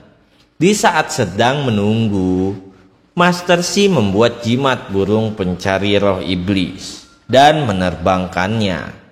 Tak lama kemudian, burung itu pun datang kembali ke kafe. Di saat yang bersamaan dengan kedatangan bos dari Tuan Li. Bos itu bernama Yao Bin. Ia bersama 3 pengawal. Salah satunya di antara itu adalah murid dari sekte Maoshan Hu Ting. Bos Yao menyapa hangat Master Si. Dan Tuan Li memperkenalkan Master Si kepada Tuan Yao, yaitu Bos Yao. Dan tak lupa Tuan Li pun memperkenalkan Master Hu. Tuan Li menjelaskan bahwa Toastmaster yang memasang jimat kertas di konstruksi tanah tersebut adalah Toastmaster Hu. Dengan senyum dan berjabat tangan, Bos Yao mengucapkan banyak terima kasih atas bantuan dari Master Si. Toastmaster Hu menyela dari pembicaraan antara Bos Yao dengan Master Si. Ya, menyelesaikan masalah di tempat konstruksi bukanlah masalah utamanya, ucap Master Hu. Lalu Master Si menanyakan kepada Master Hu solusi agar masalah utamanya bisa diatasi. Ini kalau menurut Bangke, Master Si ini cuma ngetes Master Hu apa langkahnya gitu. Padahal Master Hu ini udah tahu. Mantap nih, persaingan dalam status Toastmaster dipertaruhkan. Oke, apa yang terjadi? Siapakah yang dipermalukan? Nah, tentu aja para Sabreker udah pengen tahu ya kan? Sebelumnya kita diperlihatkan di mana kedatangan Bos Yao menemui Master Si. Yang di situ juga terdapat Master Hu. Master Hu dengan kesan pertamanya terlihat meremehkan Master Si. Dia berpendapat bahwa masalah yang ada bukan pada diri Bos Yao. Merasa diremehkan, Master Si pun bertanya kepada Master Hu, langkah dan cara apa yang terbaik untuk mengatasi masalahnya. Karena Master Si punya pandangan sendiri, ya tanpa basa-basi, Master Si pun menyuruh Tuan Li memakai kertas jimat penerawang. Di saat itu juga Tuan Li menggunakan kertas jimatnya, dan nampak wujud Bos Yao dipenuhi dengan roh kutukan berwarna hitam. Master Si mengatakan, meskipun roh jahatnya masih ada, itu tidak akan menyebabkan bahaya untuk sementara ini. Tapi Feng Shui yang dibaca oleh Master Si menunjukkan bahwa keberuntungan dan kejayaan Bos Yao akan menghilang seluruhnya. Terlihat muka aura Bos Yao membeku, dan Tuan Li terlihat juga panik. Tuan Li bergumam di dalam hatinya bahwa ia belum pernah menceritakan apapun tentang bisnis kepada Master Si. Tidak perlu bagimu untuk menceritakan padaku, tapi ekspresimu sudah membuat semuanya jelas, ucap Master Si kepada Bos Yao. Master Hu pun sepakat akan pendapat dari Master Si. Jadi Sabreker, karena Bos Yao ini udah kenal duluan sama si Master Hu, Bos Yao minta sama si Tuan Li kertas penerawang roh iblis itu, dan nyuruh semuanya untuk pergi. Karena Bos Yao mau bicara hanya bertiga, antara ia, Master Si, dan juga Master Hu. Semua pun pergi, dan di dalam kafe hanya ada mereka bertiga. Ya di situ tuh Bos Yao curhat, dan dia membenarkan ucapan dari Master Si bahwa memang perusahaannya lagi kacau, ya mau bangkrut gitulah bahasanya kan. Lanjut, Master Si menjelaskan bahwa bisnis Bos Yao yang dijalankan selama beberapa tahun ini disebabkan karena keberkahan dari leluhurnya. Tapi sekarang Bos Yao sudah dikelilingi oleh aura roh jahat, dan itu membuat para leluhurnya nggak bisa istirahat dengan tenang. Melihat kepercayaan Bos Yao dan pengetahuan Master Si tentang isi masalah dan kehidupan Bos Yao, Master Hu pun merasa cemburu. Siapa sebenarnya orang ini? Apa dia sungguh baru pertama kali bertemu dengan Bos Yao? Gumam Master Hu di dalam hatinya. Master Si menambahkan, jika dulu leluhur Bos Yao dikubur dengan cukup baik. Ternyata benar nih apa yang dibilang sama Master Si. Bos Yao langsung ngejelasin semua asal-usul keluarganya. Jadi di saat kakeknya Bos Yao meninggal, ada seorang Toys Master lewat di depan rumahnya kakek Bos Yao. Toys tersebut akhirnya nyaranin ayahnya Bos Yao buat bakar mayat kakeknya di Gua Feng Yu, karena hal itu berguna buat berkah keturunan mereka. Setelah ngikutin arahan, ternyata emang benar mereka dapat keberkahan dan kekayaan untuk keturunannya, yaitu Bos Yao jadi pengusaha sukses. Jadilah perusahaan Yuhai. Master Him menyela dalam pembicaraan Bos Yao. Ia mengetahui sedikit kisah yang hampir sama. Menurut Master He, Toast Master tersebut kemungkinan adalah elder senior di sektenya. Namun ia hanya mendapatkan cerita dari pamannya, karena dahulu Master He masih anak-anak. Kemungkinan yang dimaksud Bos Yao, Toys Master itu adalah Paman Sihi. Karena dulu Paman Sihi pernah mengatakan ia pernah menemukan sebuah goa untuk pemakaman seseorang. Lanjut, Bos Yao merasa penasaran akan keberadaan Paman Si. Namun Master He menjelaskan bahwa Paman Si 2 tahun yang lalu sudah meninggal. Mendengar bahwa Paman Si sudah meninggal, Bos Yao berduka karena ia pada awalnya tidak percaya hal supranatural. Namun semenjak kejadian yang sudah-sudah, ia baru menyadari akan kebenaran adanya dunia supranatural. Royce Master Si tersenyum tipis. Ia memuji Pak Mansi dengan berkata, "Sepertinya dia memperoleh sedikit autentisitas pencerahan," ucap Master Si. Jadi maksud dari Master Si itu, Pak Mansi ini nih lumayan kuat, tapi tetap kekuatan Master Si yang paling hebat. Sombong amat. Ya, lanjut. Bosio merasa jika memang sudah dapat petunjuk ke arah yang tepat, kenapa semuanya menjadi begini? Mendengar pertanyaan Bosio, Master Si menjelaskan, jika suatu titik tersebut bergeser, tentunya semuanya juga akan mengalami perubahan, tidak terkecuali kekayaanmu. Master Hu juga menambahkan, kalau pada umumnya perubahan kecil pola tersebut akan menyebabkan perubahan yang signifikan. Jadi pembicaraan mereka bertiga ini nambah seru nih. Di saat Master Si nanya umur Bosio ini jawab 60 tahun. Habis itu yang ngejelasin Master Hu. Kata Master Hu gini, kalau di umur 60 tahun itu batasan untuk jiazi.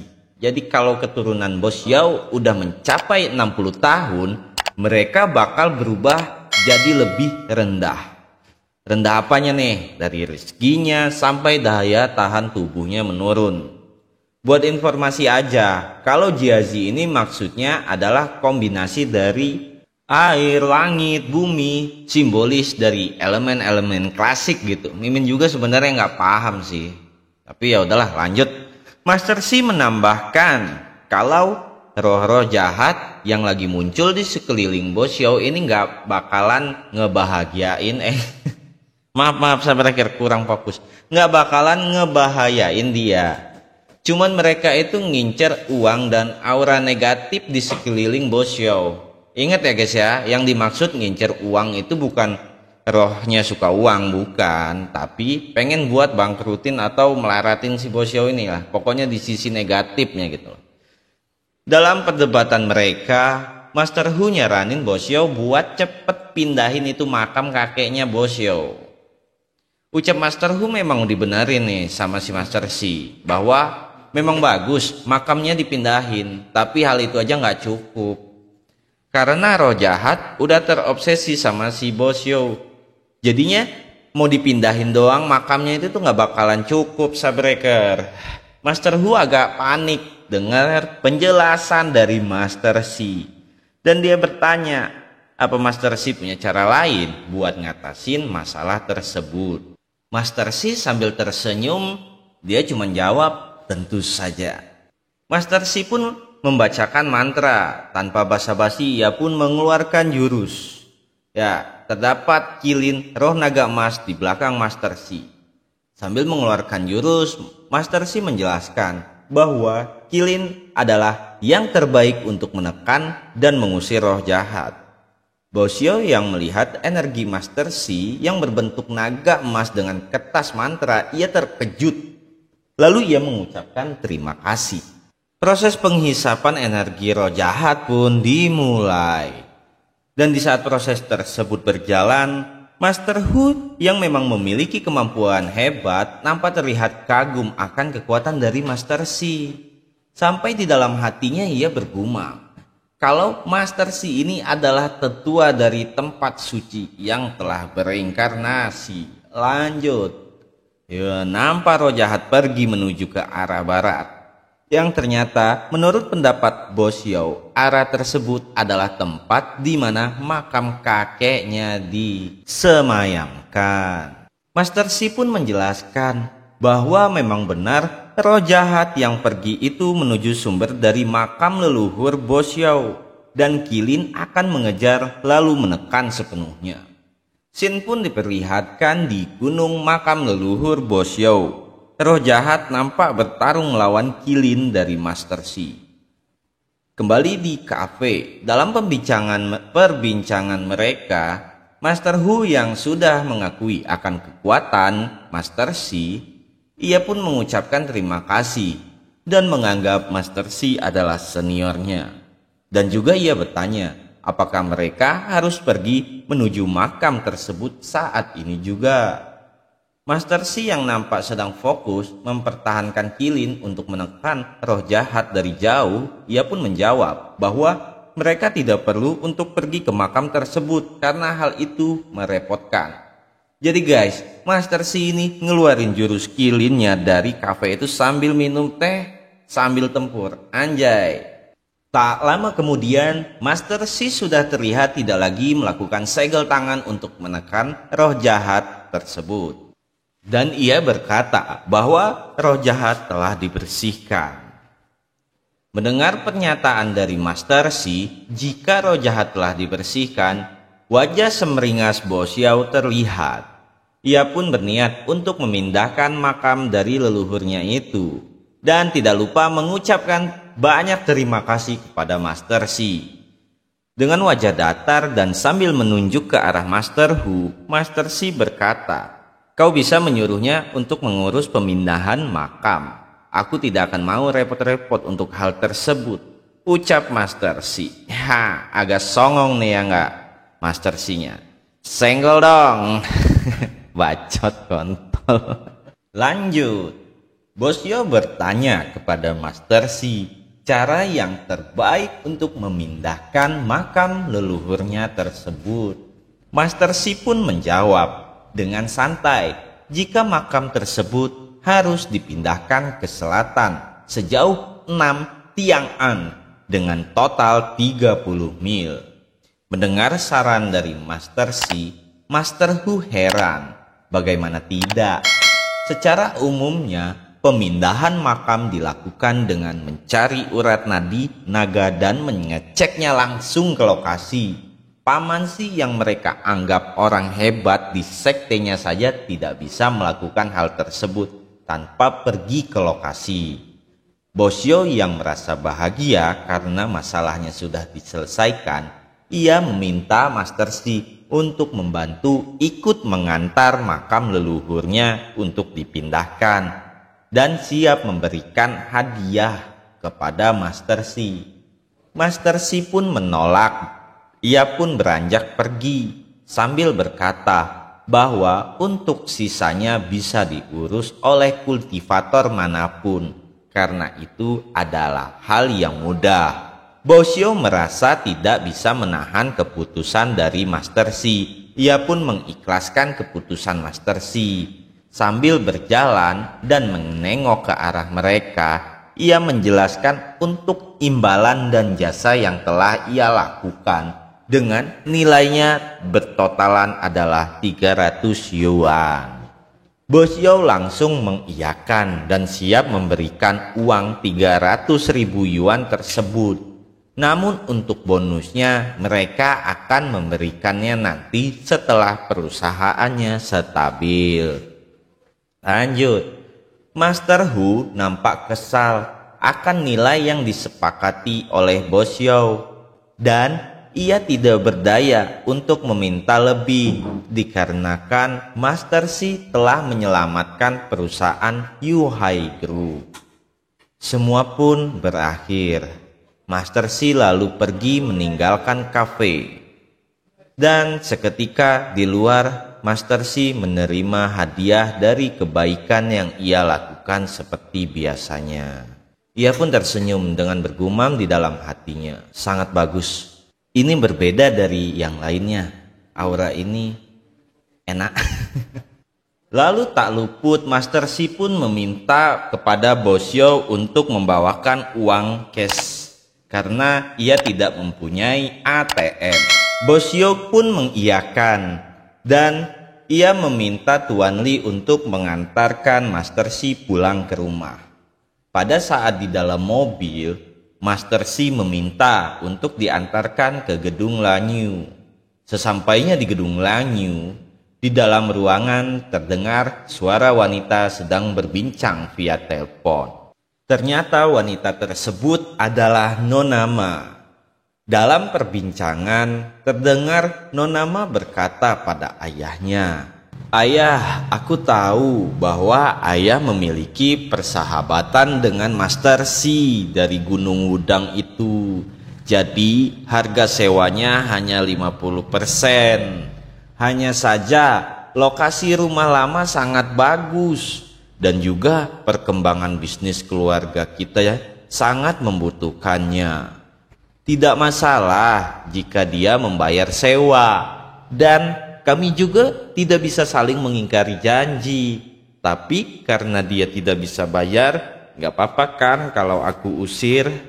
Dan aku berniat memindahkannya ke tempat yang gratis di villa di distrik barat, ucap Nona Ma sambil mengeluh kepada ayahnya. Namun ayahnya tanpa menjawab apapun mematikan telepon Nona Ma. Nona Ma mengeluhkan ayahnya yang belakangan ini semakin percaya akan tahayul. Telepon pun kembali berdering.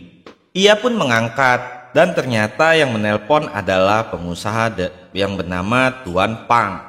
Nona Ma meminta maaf kepada Tuan Pang karena ia tidak ada rencana untuk menjual sumsum darah ikan yin yang.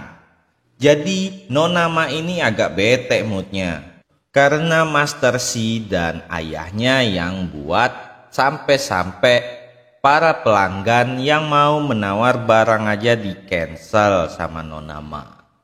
Tak lama kemudian suara ketukan pintu berbunyi dan itu adalah sekretaris dari Nona Ma.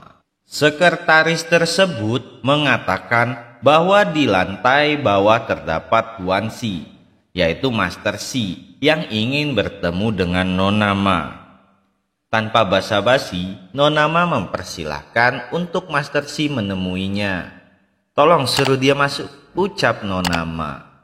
Di saat Master Si masuk ke dalam ruangan Nona Ma, ia langsung melemparkan tas ke meja Nona Ma. Nona Ma heran, ia bingung maksud dari tujuan Master Si. Dan Master Si pun menjelaskan bahwa untuk tunggakan bulan lalu dan uang sewa bulan ini serta bulan depan telah ia bayar dan meminta Nona Ma untuk tidak terus-terusan menemuinya dengan rajin. Nona Ma bertanya kepada Master Si, apakah uang itu diberikan oleh Tuan Li dari grup Yuhai? Master Si menjelaskan bahwa yang memberinya uang adalah Bos Yao dan ia telah menyembuhkan masalah yang terjadi pada Bos Yao dan uang ini adalah imbalannya. Mendengar penjelasan dari Master Si, Nona Ma bergumam di dalam hatinya. Dan ia tidak menyangka bahwa ucapan ayahnya benar. Setelah itu, Nona Ma pun berkata kepada Master Si bahwa ia akan menelpon bagian keuangan untuk memberikan Master Si kwitansi open BO. Salah, maksudnya kwitansi sewa 3 bulan. Maafkan bangke ya sabreker. Oke, lanjut.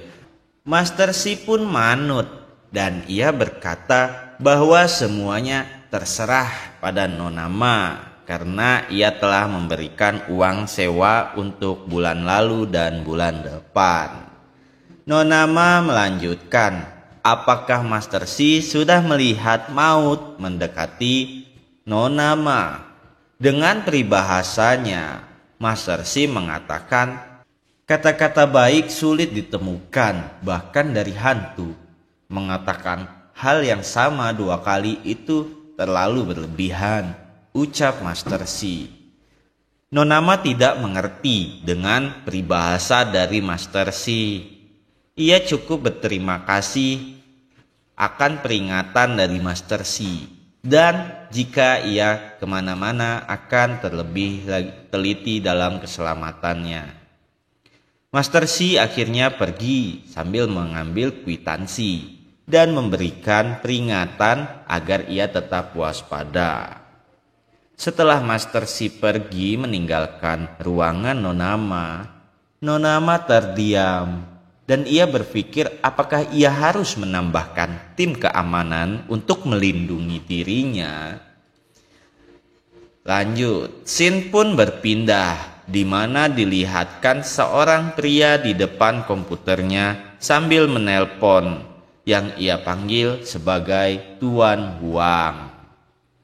Pria tersebut meminta maaf karena bulan lalu ia tidak mendapatkan keuntungan dan ia berjanji untuk bulan ini pasti akan mendapatkan keuntungan. Pria yang bernama Tuan Huan itu berkata padanya bahwa tidak perlu takut karena ia tidak akan membunuhnya. Tuan Huan bertanya pada pria tersebut, apakah gadis kecil bermarga Ma di Lanyue Zai itu benar-benar memiliki penglihatan yang baik pada pasar barang antik?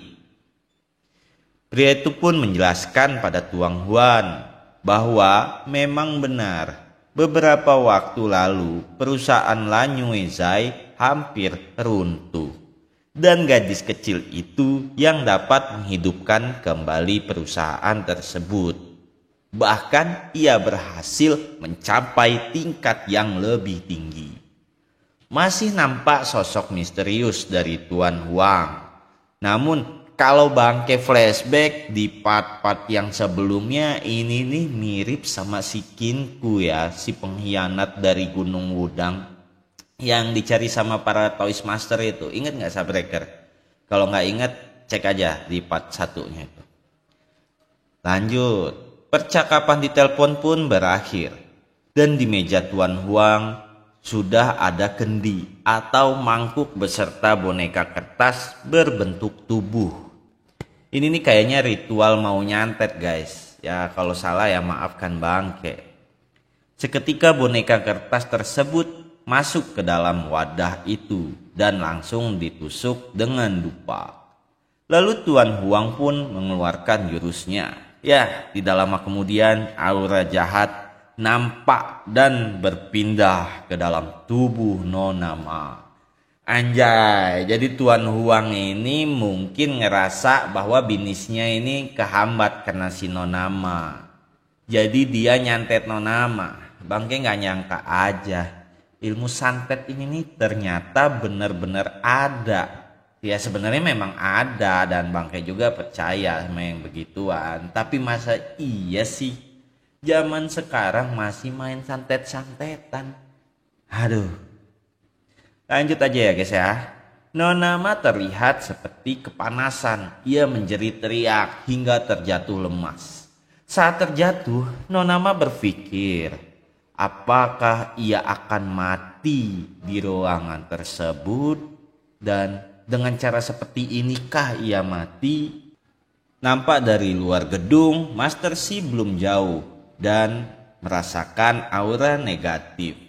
Ia melihat titik aura tersebut yang ternyata di dalam ruangan Nona Ma.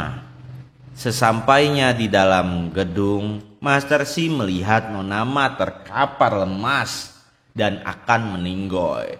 Master Si berkata kepada Ma untuk jangan banyak bicara. Dan ia pun langsung mengeluarkan jurus untuk menekan roh jahat. Atau bisa dibilang menekan santetnya itu. Nona Ma terlihat diam, lemas, merintih dan menangis. Dan juga terlihat toketnya yang kencang terhimpit lantai. Sehingga buat para Subbreaker galau. Gimana nggak galau Subbreaker? Menurut kalian itu masih kencang apa udah kendor tuh? Masih ori apa udah kena cup-cup tuh? Coba kasih pendapat kalian di kolom komentar. Oke lanjut. Scene pun diperlihatkan. Yang dimana Tuan Huang merasa kesal karena santetnya dilawan sama seseorang kultivator yang membantu Nona Ma. Ya, kalau Subbreaker semua pasti udah tahu nih ya siapa orangnya yang ngebantu Nona Ma. Tapi kalau Tuan Huang itu belum tahu. Mereka berdua saling beradu mana dan masih sama-sama bertahan. Melihat ketahanan dari orang yang menjaga Nona Ma, Tuan Huang heran sejak kapan Bin Hai memiliki orang seperti ini. Siapakah sebenarnya orang ini? Tanya Tuan Huang penasaran sambil menekan jurusnya. Dan ternyata juga Tuan Huang mengetahui aliran mana dari Master Si yang ingin melacak keberadaannya. Dengan sigap Tuan Huang langsung menyegel dengan darahnya dan menghilangkan jejaknya dan menghancurkan artefak media perdukunannya. Di sisi lain, Master Si yang terhenti akan rencana pelacakannya merasa heran. Apakah ia membuat artefak itu dengan sendirinya? Ya, karena sudah tidak bisa dilacak, Master Si langsung memfokuskan dirinya untuk menekan roh jahat dari dalam diri Nonama. Proses penekanan dan pemulihan Nonama pun dimulai, hingga di mana semuanya sudah berhasil diatasi. Menurut Master Si, mantra yang kuat memang dapat membunuh manusia, dan dewa pun sangat berhati-hati akan pemberian anugerah kepada manusia agar tidak disalahgunakan. Saat Nonama tersadar, ia terlihat bingung akan apa yang terjadi pada dirinya karena Master Si tepat berada di depannya. Nonama pun bertanya, apakah Master Si yang menyelamatkannya? Ya, benar, Master Si pun mengiyakan bahwa ia yang menyelamatkan Nonama. Namun itu hanyalah sementara. Master Si juga menambahkan bahwa dalam ajaran Taoisme terdapat beberapa cabang mantra jahat, dan ia telah melawan mantra jahat tersebut beberapa kali. Jadi mantra itu pada dasarnya berbahaya dan terlalu jahat, sehingga penggunaan mantra jahat dilarang oleh semua sekte besar di dunia para kultivator. Dan melawan mantra jahat hanya ada satu cara, yaitu menyingkirkan orang yang telah mengutuk. Mendengar dari penjelasan Master Si, Nonama tersentak kaget. Ia kaget karena bahwasannya untuk menghilangkan kutukannya dengan cara membunuh sang penyantet Nonama. Tapi Master Si bilang sebenarnya bukan cuma satu cara, tapi ada dua, yaitu melepaskan dengan sukarela. Tapi beda kasus untuk Nonama ini. Pada saat Master Si coba buat ngelepasin mantra jahat, Tuan Huang ini malah melawan Master Si dan ngehancurin segelnya sendiri. Yang itu bakalan bisa buat Tuan Huang dan Nonama terikat akan mantra tersebut. Dari penjelasan Master Si ini, intinya cara terakhir adalah binasain si pengguna mantra tersebut. Nonama masih belum tahu siapa dan apa tujuan orang itu bisa mau menggasak nih dia nih. Jadi mendengar dari pernyataan Nonama, Master Si juga ini bilang kalau yang dia lawan itu termasuk kultivator pengguna mantra tingkat tinggi. Adanya kemungkinan Master Si ini kenal sama itu orang. Nah, Sabreker, di scenes ini ditunjukin bahwa orang yang dimaksud Master Si itu adalah Kinku, yang kemungkinan dia nyamar pakai identitas orang.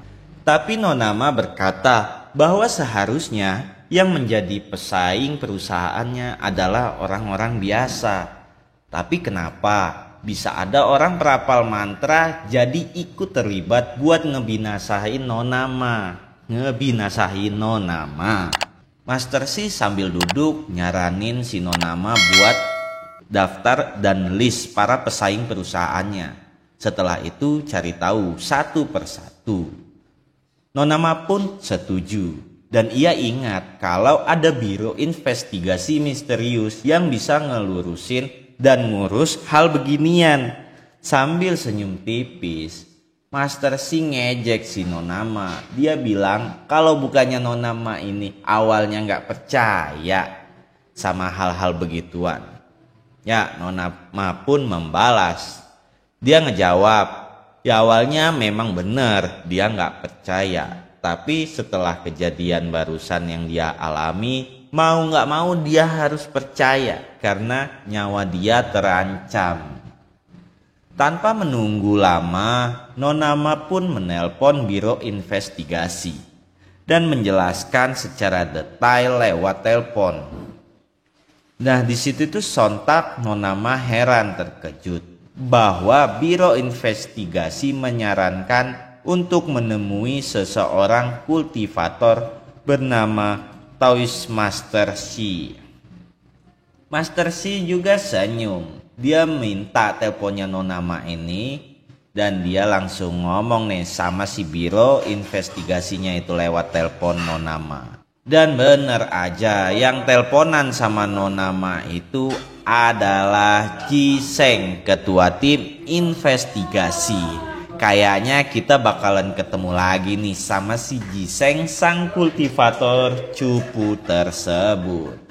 Bangke kira dia itu cuma nongol aja di awal-awal, tapi ternyata masih ditemuin lagi nih sama si Jiseng.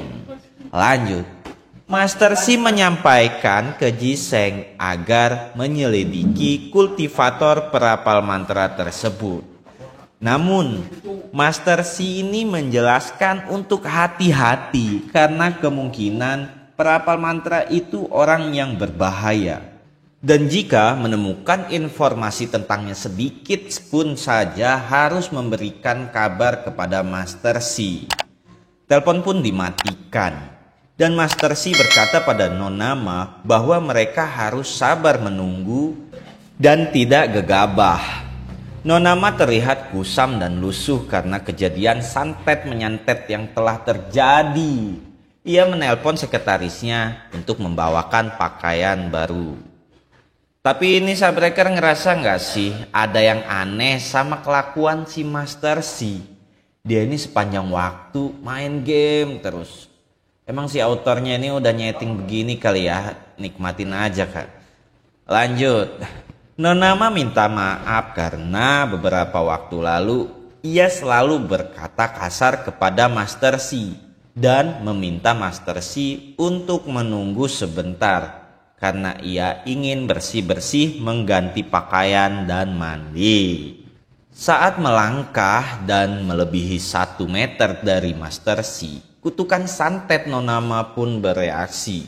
Dan seketika Master Shi menjelaskan bahwa jarak 1 meter dengan Master Shi adalah jarak terbaik untuk menghalau dan menekan kutukan roh dari Nona Ma. Dan menyarankan Nona Ma agar tidak menjauh darinya. Nona Ma yang sudah terlanjur merasakan ganasnya santet merasa kesal dengan Master Shi. Mengapa baru berkata seperti itu ketika sudah terjadi? Ya, Master Shi pun menjawab bahwa Nona Ma akan percaya jika ia telah melihat dan merasakannya terlebih dahulu. Sejujurnya Master Shi ini juga terlihat kesal karena hal tersebut. Jadi ia nggak bisa pergi dan main game sendirian kayak orang autis gitu kan. Lanjut, Nona Ma bertanya kepada Master Shi tentang cara lain agar jarak mereka tidak terlalu dekat.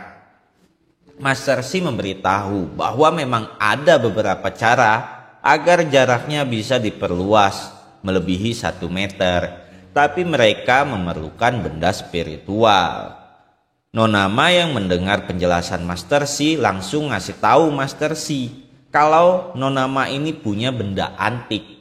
Tapi dia nggak tahu beberapa benda antik itu bisa digunain sesuai yang Master Shi bilang atau enggak. Nah, Nona Ma yang sudah gerah dan kusam tidak tahan lagi, ia pun mengajak Master Shi untuk menemaninya ke ruangan. Jangan negatif ya Subbreaker, otaknya dikondisiin biar si Otong nggak bangun. Lanjut, mereka pun pergi dan Master Shi terpaksa menemani Nona Ma. Dan di saat masuk ke dalam ruangan itu, beberapa pelayan saling bergosip. Mereka berkata bahwa ruangan itu hanya boleh dimasuki ketua dan Nona Ma, yang ternyata ruangan itu adalah ruangan harta karun dari barang antik. Mereka berpikir juga bahwa Master Shi itu kalau bukan bodyguard kemungkinan adalah pacar dari Nona Ma. Ya ternyata dari dalam pembicaraan mereka itu didengar sama si Nona Ma. Hal itu membuat wajah Nona Ma memerah malu. Nona Ma akhirnya menunjukkan ruangan dan beberapa barang antik. Namun Master Si yang bisa melihat aura artefak menjelaskan bahwa di situ tidak ada barang yang berguna untuk menekan roh santet Nona Ma. Nona Ma pun tidak putus asa. Dia mengatakan bahwa terdapat satu ruangan lagi yang lebih langka. Tapi untuk membukanya harus diakses oleh ayahnya. Dan Nona Ma pun langsung menelpon ayahnya.